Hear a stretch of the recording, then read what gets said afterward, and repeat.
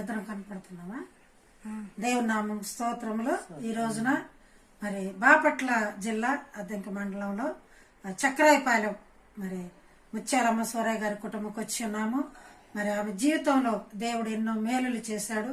ముఖ్యంగా ఆరోగ్య విషయంలో మరి గత 3 సంవత్సరాల క్రిందట మరి ఆపరేషన్ జరిగింది. మరి బ్రతకనమ్మా నేను నా కోసం ప్రార్థన చేయమని నన్ను అడిగి ఉన్నది. మరి మేము ప్రార్థించాము.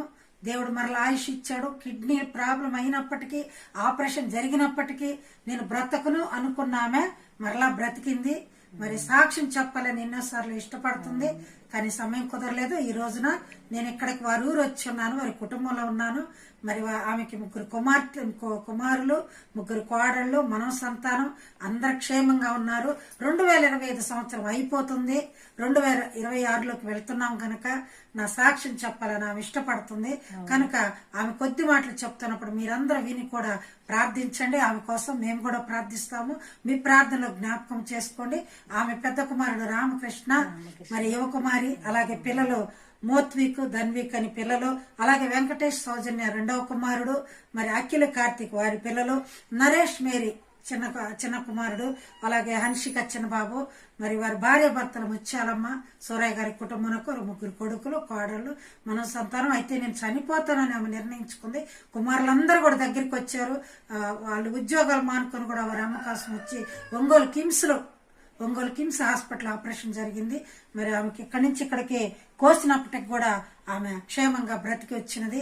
నాకు ప్రభువే డాక్టర్ల చేత ఆపరేషన్ చేయించారని నాకు నమ్ముతుంది, ఒప్పుకుంటుంది.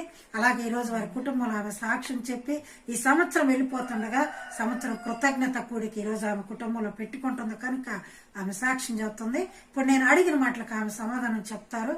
మరి మీరందరూ కూడా శ్రద్ధగా వినండి. ఎందుకంటే దేవుడు మన కుటుంబాలకి తెలియకుండా ఎన్ని ఆపదలు వచ్చినప్పటికీ రక్షిస్తూ ఉన్నాడు దేవుడు. ఏమ్మా, నువ్వు చనిపోతావని అనుకున్నావా? నోటితో చెప్పు. అనుకున్నావు. ఎందుకు అనుకున్నావు?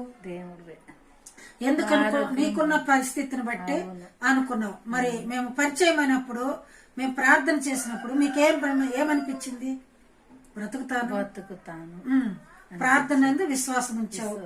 యేసుక్రీస్తు బ్రతికించింది, లేకపోతే ఇంకెవరైనా బ్రతికిచ్చారా? అక్కడ చూడండి, దానికి చూడండి. యేసుక్రీస్తు బ్రతికిచ్చాడా, లేకపోతే ఎవరన్నా బ్రతికిచ్చారా? యేసుక్రీస్తు బ్రతికిచ్చాడు. యేసు నిజరక్షకుడని ఒప్పుకుంటున్నావు.